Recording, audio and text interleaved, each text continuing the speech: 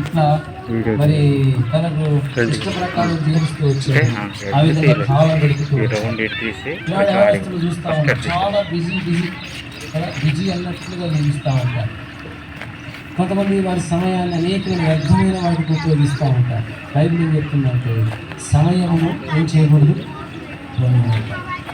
కనుక రక్షణ పొందే సమయం ఇదే, వాక్యం చదివే సమయం ఇదే, వాక్యం ధ్యానించే సమయం కూడా ఇదే, ప్రార్థించే సమయం కూడా ఇదే. యవన కాలం అంతా అయిపోయిన తర్వాత నీకు సమయం మరలా తిరిగి రాదు. బైబిల్లో రాయబడింది యెషయా గ్రంథం 55:8 యెహోవా మీకు దొరుకాలమునందు ఆయన వెదకుడి, ఆయన సమీపములో ఉండగా చెప్పండి ఆయనను వేడుకొనుడి. ఆయన సమీపంలో ఉండే సమయం ఇప్పుడే. నువ్వు దేవుణ్ణి వేడుకునే సమయం ఇప్పుడే, నీ హృదయాన్ని దేవునికి ఇచ్చే సమయం ఇప్పుడే, రక్షణ పొందే సమయం ఇప్పుడే, ప్రార్థించే సమయము ఇప్పుడే. అందుకని రాయబడింది 2 కొరింథీ పత్రిక 6:2 అనుకూల సమయం ఉంది నీ మరణం ఆలోకించింది, రక్షణ దినమందు నేను నిన్ను ఆదుకుంటుంది. కాబట్టి రేపటి దినం మనది కాదు, ఇదే మీకు అనుకూల సమయం, ఇదే రక్షణ దినం. ఒకవేళ ఇంకా దేవుని వాక్యం రాయబడింది ఒక యవనస్తుని గురించి, నా ప్రాణమా తినుము త్రాగుము సుఖించుము అనుకుంటూ ఉన్నాడు. దేవుడు అన్నాడు వెర్రివాడా ఈ రాత్రి నీ ప్రాణము. కాబట్టి యవనస్తుడా ఒకవేళ నీ జీవితంలో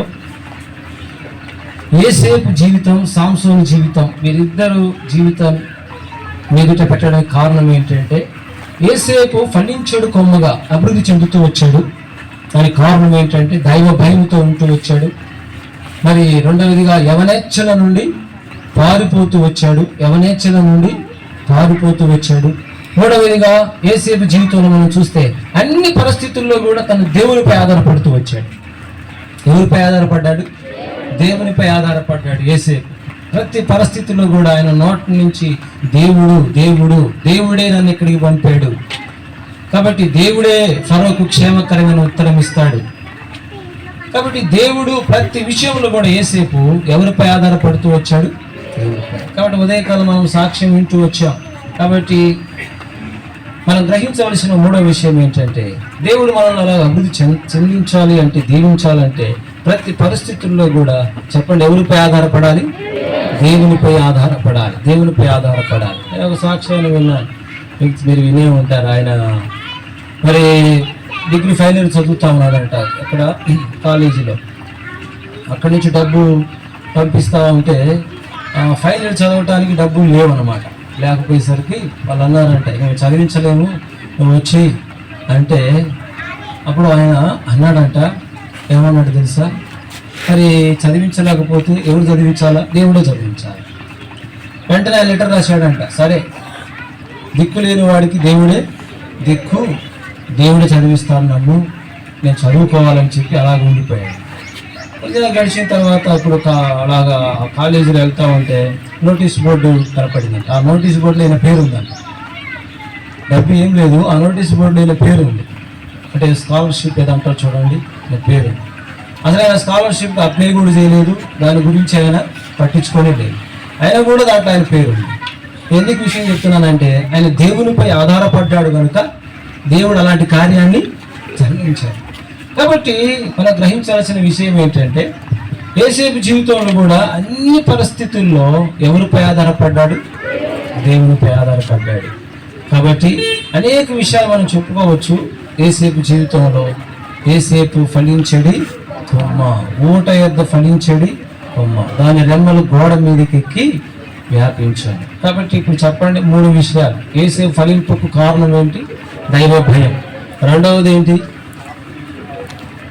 ఎక్కడి నుంచి పారిపోయాడు? యవనేచ్ఛల నుండి పారిపోయాడు. మూడవది ఏంటి? అన్ని పరిస్థితులు ఎవరిపై ఆధారపడ్డాడు చెప్పండి? దేవునిపై ఆధారపడ్డాడు. కానీ సాంసోను జీవితం విషయంలో చూస్తే దేవుని చేత నాజీరు చేయబడ్డాడు, కానీ సాంసోను ఆ ప్రణాళికను మర్చిపోయాడు. తన ఇష్ట ప్రకారం ప్రవర్తిస్తూ వచ్చాడు. ప్రత్యేకత లేని జీవితం జీవిస్తూ వచ్చాడు. ప్రత్యేకత లేని జీవితం, దుష్ట సాంగత్యం, మంచి నడవడిని ఏం చేస్తుందంట? అంటే సహవాసం. బైబిల్లో ఒక మాట ఉంది, వారు అన్ని జనులతో సహవాసం చేసి వారి క్రియలు నేర్చుకునేది. కాబట్టి నీ సహవాసం ఎవరితో ఉండాలి? దేవునితో, దేవుని పిల్లలతో, దేవుని వాక్యముతో నీవు సహవాసం చేస్తే జ్ఞానులతో సహవాసం చేయవాడు జ్ఞానం గలవాడు, మూర్ఖులతో సహవాసం చేయవాడు మూర్ఖుడు. అంటే ఇప్పుడు సాంసోన్ ఎవరితో సహవాసం చేశాడు? తను చేసినటువంటి ఆ సహవాసాన్ని బట్టి తన జీవితం నష్టపరచబడినట్లుగా మనం చూస్తా ఉన్నాం. కాబట్టి ప్రియ యవన బిడ్డలారా, నీ కోరిక నీ ఇష్ట ప్రకారం ప్రవర్తిస్తూ వస్తే ఒక దినం వాటన్నిటికి కూడా ఏముంది? తీర్పు ఉన్నది. ఒక్క మాట చదివి నేను ముగిచ్చేస్తాను. పేతురు రాసిన మొదటి పత్రిక, మొదటి పేతురు రాసిన పత్రిక మొదటి అధ్యాయం 17వ వచనం చదువుతాను చూడండి. పేతురు రాసిన మొదటి పత్రిక మొదటి అధ్యాయం 17వ వచనం. పక్షపాతము లేకుండా క్రియలను బట్టి ప్రతి వానిని తీర్పు తీర్చువాడు తండ్రి. పక్షపాతము లేకుండా క్రియలను బట్టి ప్రతి వానిని తీర్పు తీర్చువాడు. కాబట్టి క్రియలు మనం ఉదయకాలం వింటూ వచ్చాం. ప్రతి వానికి ఏమున్నదంట? వాని క్రియలు చొప్పున ఏముంది? తీర్పు ఉంది. దేవుడి దగ్గర పక్షపాతం ఉండదు. అర్థమవుతుందా? పక్షపాతం లేకుండా క్రియలను బట్టి తీర్పు తీర్చేవాడు. నీ క్రియలను బట్టి నీకు తీర్పు ఉంది. అందుకే నీ ఇష్టము చొప్పున నీ కోరిక చొప్పున ప్రవర్తించు. అయితే వీటన్నిటిని బట్టి ఏముంది చెప్పండి? ఏముంది? తీర్పు ఉంది. వీటన్నిటిని బట్టి తీర్పు ఉంది. కాబట్టి తీర్పులో పక్షపాతం ఉండదు. అయితే ఒకటి గ్రహించాలి, పక్షపాతము లేకుండా క్రియలను బట్టి ప్రతి వారిని తీర్పు తీర్చేవాడు తండ్రి అని మీరు ఆయనను ప్రార్థన చేయుచున్నారు కనుక మీరు పరదేశులై ఉన్నంత కాలము భయముతో గడుపుడి. ఎట్లా గడపాలంట?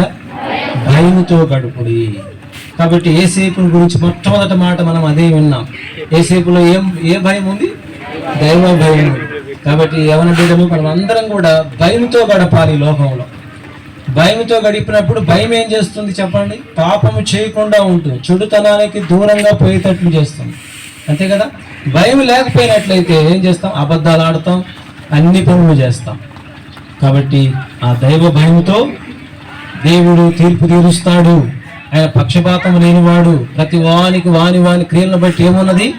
తీర్పున్నది అనే భయముతో మరి గ్రహించి, ఏదైనా దేవుని దృష్టిలో నీ క్రియలు ఏంటో నీకు తెలుసు, ప్రభువుకు తెలుసు కనుక రహస్యమైనది ఏది చెప్పండి బయలుపరచబడక పోదు. కొంతమంది తల్లిదండ్రులను మోసం చేసే వాళ్ళు ఉంటారు, సేవకులను మోసం చేసే వాళ్ళు ఉంటారు.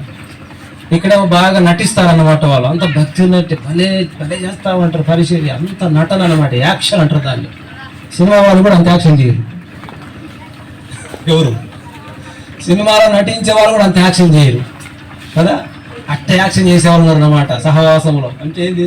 అంత నమ్మకంగా ఉన్నట్టు ఇంత బాగా తీరా రాను వాళ్ళ బుద్ధి ఏమైంది చెప్పండి? జాగ్రత్త. దేవుడు ప్రియులారా ఆయన చూస్తున్నాడు. కన్నులు ఇచ్చినవాడు కానకుండా, చెవులు ఇచ్చినవాడు నీ స్థితి అంతా ఆయనకి తెలుసు. నువ్వు కూర్చుండేది తెలుసు, నువ్వు లేచేది తెలుసు, నువ్వు నడిచేది తెలుసు, నీ మాటల సమస్తం తెలుసు ఆయన. నీ క్రియలను బట్టి నీకేమున్నది? తీర్పు ఉన్నది. ఆ భయంతో ఉండి మరి దేవుని యొక్క ఆశీర్వాదము అనుభవిస్తూ ఏసేపు వలె ఫలింపుగలిగి, ఏసేపు ఫలించడి కొమ్మ. ఎంతగా ఫలించాడంటే ఏసేపు అంటే అప్పుడున్న ఆ దేశం లేకపోతే ప్రపంచం అంతా కూడా ఏసేపు పేరు ఎంత కీర్తి. ఏసేపు దేవుడు అంతగా హెచ్చించాడు. కాబట్టి ఏసేపు జీవితాన్ని మనం పూలు నడుచుకుందాం. మరి దైవ భయంతో ఇహలోక సంబంధమైనటువంటి ఆశలకు దూరంగా ఉంటూ మూడవది ఏం చెప్పాను? అన్ని పరిస్థితుల్లో దేవునిపై ఆధారపడుతూ మరి విశ్వాసం కలిగి ఇంకా నువ్వు రక్షణ పొందకపోతే ఇప్పుడైనా తీర్మానం చేసుకో, ఇదే మీకు అనుకూల సమయం, ఇదే రక్షణ. ప్రభు అయిన యేసునందు విశ్వాసం ఉంచు, అప్పుడు వారిని రక్షణ పొందు. చిన్న ప్రార్థన చేసి నేను ముగిస్తాను. ప్రేమ స్వరూపుడు అయిన మా తండ్రి, మీకు ఎంతో వందనాలు. ఉదయకాల సమయం, ప్రభు మధ్యాహ్నకాల సమయం కల్పన స్పష్టంగా చెప్పబడింది. అందరి దేవుడు, హృదయ పరిశోధకుడు, హృదయాన్ని పరిశీలించే దేవుడు. మరి దయగల మా ప్రభు హృదయంలో పాపం అనే విషయం ఉన్నది.